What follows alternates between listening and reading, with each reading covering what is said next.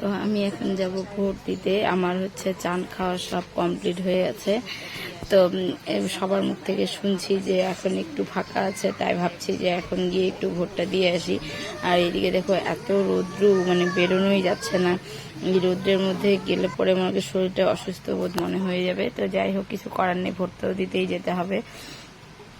এই যে দেখতেই পাচ্ছ আমরা চলে এসেছি। তো এই যে এটা অঞ্চল, এই অঞ্চলের মধ্যে এখানে আমাদের ভোটটা হবে। তো এই ভোটটা আমরা এখন দিই। তো দেখছি বেশি ভিড় নেই, কয়েকজন আছে। তো ভাবলাম যে এই ভিডিওটা তোমার সঙ্গে শেয়ার করি। তো দেখো এই যে দেখতেই পাচ্ছ এখানে এই ভিড়গুলো।